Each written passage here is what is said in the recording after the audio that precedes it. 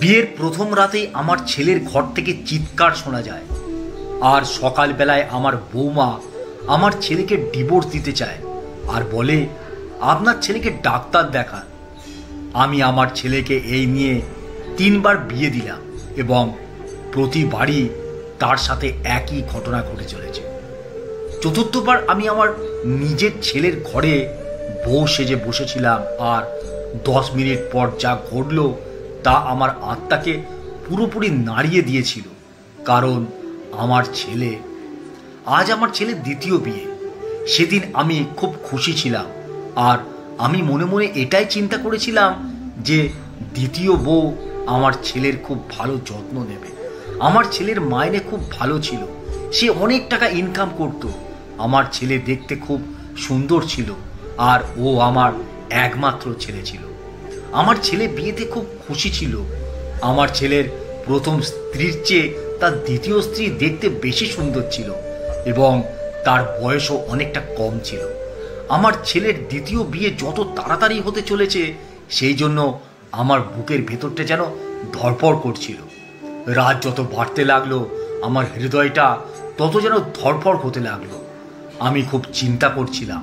তখন আমার মেয়ে এই বিষয়টা সব কিছু জানতো, তাই সেও আমার মতো খুব চিন্তা করছিল। একটা সময় আমার মেয়ে আমাকে বলেই ফেললো, মা আজ এই ঘটনা যদি আবার ঘটে তবে কি হবে? আমি তখন মেয়ের ওপর রেগে গেলাম আর বললাম, ভালো কিছু বল, বাড়ি ভর্তি লোকজন। তবে আমার ছেলের প্রথমবার বিয়ের সময় আত্মীয় স্বজনদের সেরকম একটা নিমন্ত্রণ করিনি, তাই জন্য তারা সেরকম একটা কিছু জানতো না। তারপর আমি আমার বৌদিকে বললাম, বৌমার তো সারাদিন অনেক ধকল হয়েছে, ওকে বরং আজকে ছেলের ঘরে না পাঠানোই ভালো। কথাটা শুনে বৌদি বলল, তোমার কি হয়েছে?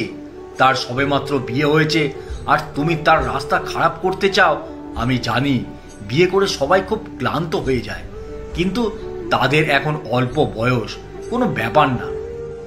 তারপর আমি বাধ্য হয়ে বৌমাকে ছেলের ঘরে নিয়ে গেলাম আর বৌমাকে বললাম, দেখো বৌমা, আমার ছেলেটা কিন্তু খুব ভালো। ও যদি তোমার সাথে কোনো খারাপ ব্যবহার করে তাহলে তুমি সকালে আমাকে বলবে, আমি তোমার সমস্যার সমাধান করার চেষ্টা করব। বৌমার কথাটা শুনে বলল, ঠিক আছে মা, আমি চেষ্টা করব, আপনার ছেলে যেন আমার উপর রাগ না করে। তারপর আমি ছেলের বৌমার ঘর থেকে বেরিয়ে এলাম। সেদিন আমি সারা রাত ঘুমোতে পারিনি। বারবার চিন্তা হচ্ছিল আর মনে হচ্ছিল, ভাবছিলাম সকালটা খুব তাড়াতাড়ি যেন হয়ে যায়। আর ঠিক তার কিছুক্ষণ পরই একটা প্রচণ্ড চিৎকার শুনতে পাই এবং তারপরেই আমি বুঝতে পারি যে এখন কি ঘটতে চলেছে। তারপরে বারবার চিৎকার শোনা যাচ্ছিল। তারপর হঠাৎ আমার ছেলের ঘরের দরজাটা খোলা শব্দ পেলাম আর বাইরে বেরিয়ে দেখলাম আমার বৌমা পাগলের মতো চিৎকার করে বাইরের দিকে বেরিয়ে গেল। তখন সবাই তার কাছে জানতে চাইলো কি কি হয়েছে আর ঠিক তখনই আমার বৌমা অজ্ঞান হয়ে গেল। অনেকক্ষণ হয়ে যাবার পরও বৌমা যখন জ্ঞান ফিরল না তখন সবাই আমার দিকে অদ্ভুতভাবে তাকিয়েছিল।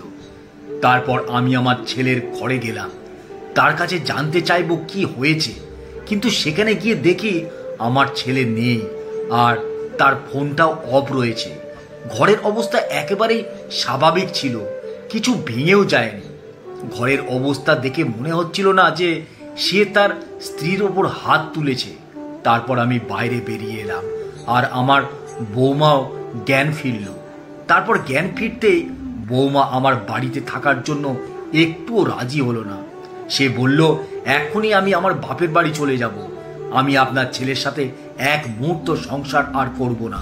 তখন আমি পুরো চুপ থাকলাম, কারণ আমার প্রথম বৌমা ঠিক এইভাবেই বাড়ি থেকে চলে গিয়েছিল। দ্বিতীয় বৌমা বাড়ি ছেড়ে চলে গেল।